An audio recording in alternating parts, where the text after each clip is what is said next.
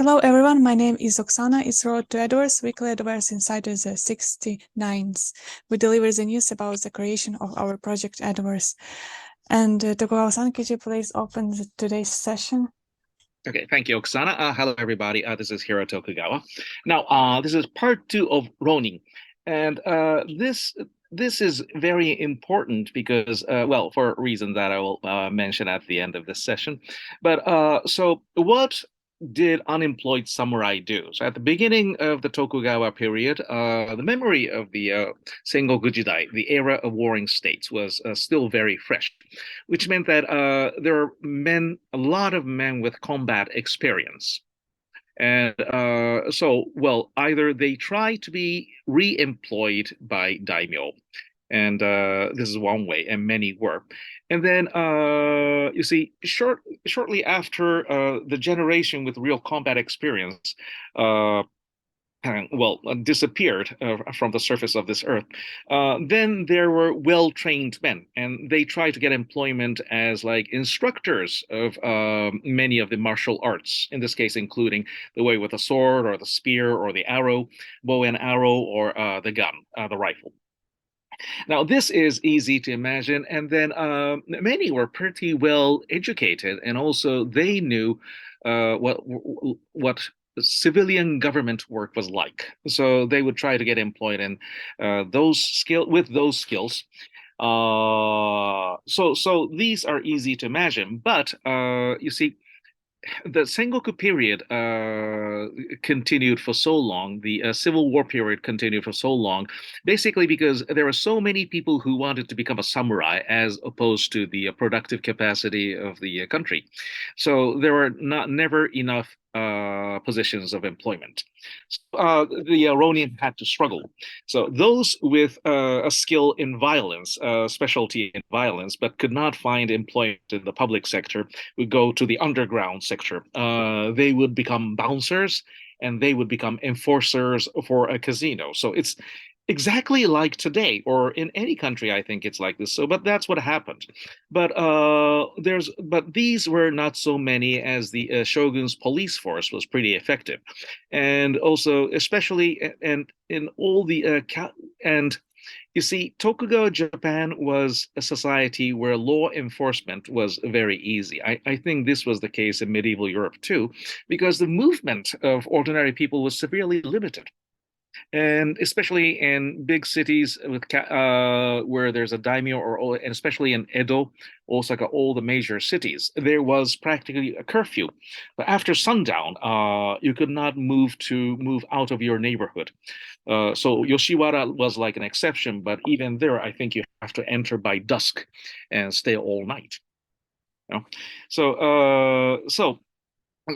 So cannot find employment in the public sector, either as a military person or a civilian employee. And then, the rough road, the life in the underground, you cannot live very long. So people start to, the older Ronin start to capitalize on whatever talent they had, and this turned out to be many. One of the most famous samurai, and also for most of his life a Ronin in early Tokugawa times, was Miyamoto Musashi, and he is known as the author of the Book of Five Wheels, or the Five Rings. Which is it? Do you know? Do you remember? Well, anyway, but Musashi is very famous, and but he was also an accomplished painter. So there was one exhibition just with the artworks of Miyamoto Musashi. So as samurai, they were the ruling. They, as a part of the ruling elite, they had educated themselves. So this cultural capital became their means of survival. So you see, they would become teachers at the terakoya, which I have mentioned some sessions ago, teaching children how to read and write, and also monitor them and enforce order amongst the little children. And this did not pay well. Naturally, education never pays well, but I mean, for the educators. But it was still a satisfying job, as their respected, and living expenses in big cities, if you're a commoner, was very low. But and then Yoshiwara was created by Ronin, and they were very conscious about their own position in society. So one very enterprising Ronin called Shoji Jinnai went to the shogunate and said that there are so many Ronin, just like myself, in the city of Edo, and they tend to hide in brothels. So why not put all the brothels together so it becomes easier to keep an eye on them? And that is how the original Yoshiwara started. Okay. And other famous Ronin turned artists would be Matsuo Basho, the father of haiku, Chikamatsu, the father of kabuki. So they all started from the samurai class, but which probably explains why there is so much, how should I say, passion for creation. They wanted to make a name. They wanted themselves to be remembered somehow by posterity. So that leads to create, and that was the motivation, their artistic motivation. And also most of the scholars in the early Tokugawa times, let's say Arai Hakuseki or Ogyu Sorai, the greatest political philosopher Japan has ever had, or Kumazawa Banzan, Nakae Toju, these, and even Hayashi Razan, these are the fathers of Confucian studies in Japan. They were all of unemployed samurai stock. They're all from the Ronin class, if you can call it that. On the other hand, those without any particular talent, and there are so many of them, you see, they would live amongst commoners in this 10 square meter apartment, 6 tatami. And what would they do? They would raise goldfish. They would raise plants. They would they would carve toothpicks out of wood. So, or they would put oiled paper on bamboo sticks. So they were making the Japanese umbrella, the karakasa. And this is the imagery that will always appear in Edo period drama. So what we think of as distinctly Edo or Tokugawa, it's actually Ronin culture. And they were everywhere.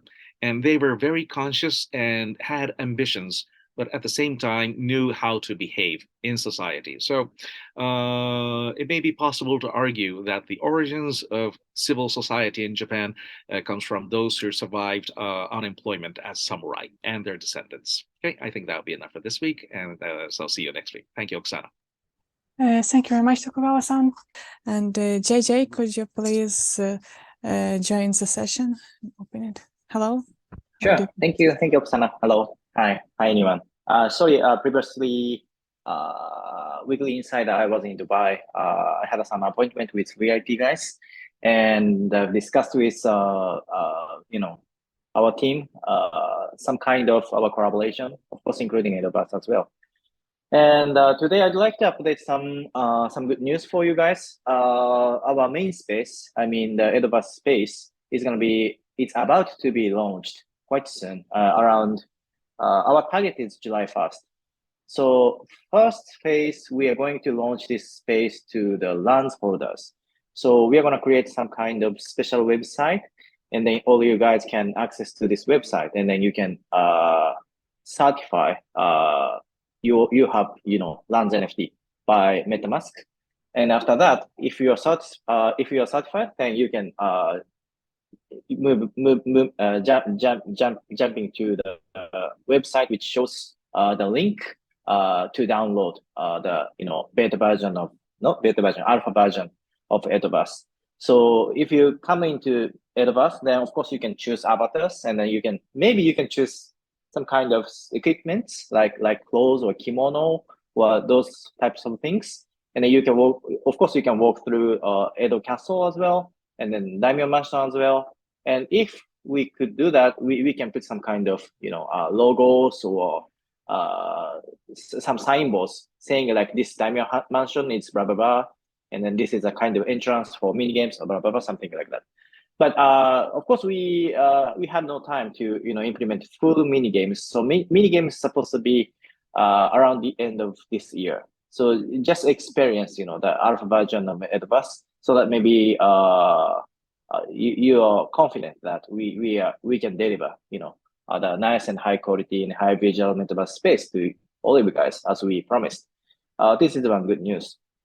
And then the other thing is, when I was in Dubai, I had a lot of opportunity to talk to crypto guys, and most of them are so scared to see US SEC because they attack Binance and they attack Coinbase, and then Mr. Gensler, who is the top of SEC, got like a devil or anyway, so crazily attack them, and then SEC tried to froze the asset of Binance, and then the CEO of Binance, trying to put some counter to SEC, and then definitely Binance US avoided the frozen of their asset, so it's gonna be a bit calmed down, but it directly affects on cryptocurrency market and of course Web3 project as well.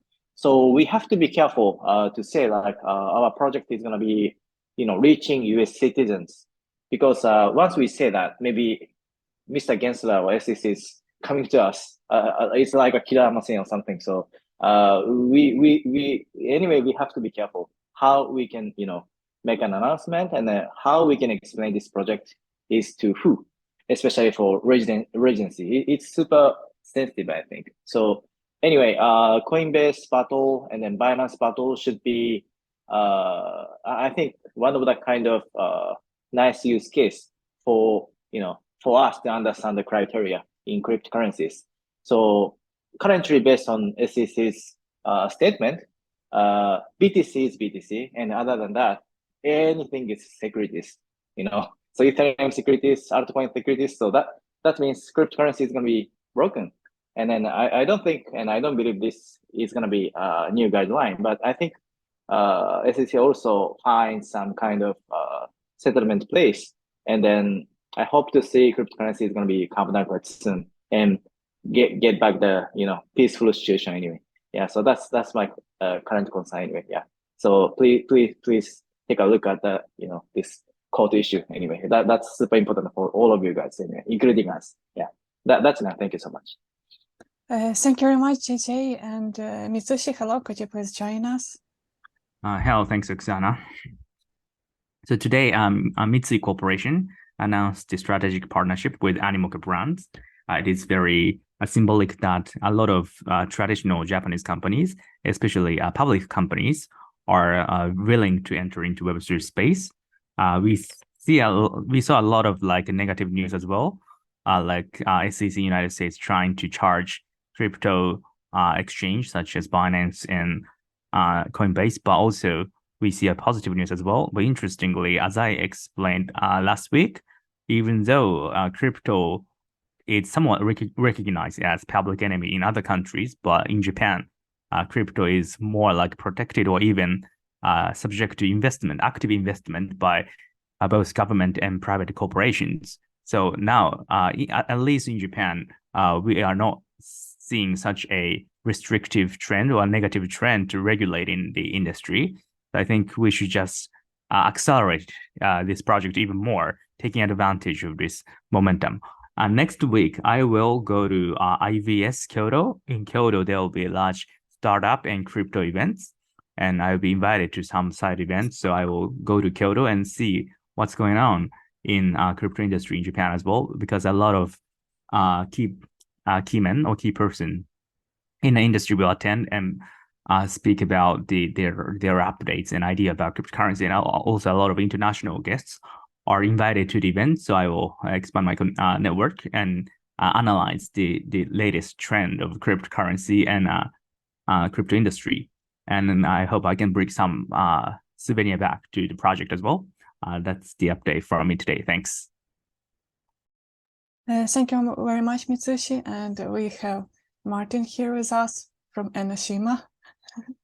Hello, yes, I'm in Hiroshima at the moment. I just went to Miyajima to do my pilgrimage to the great gate there.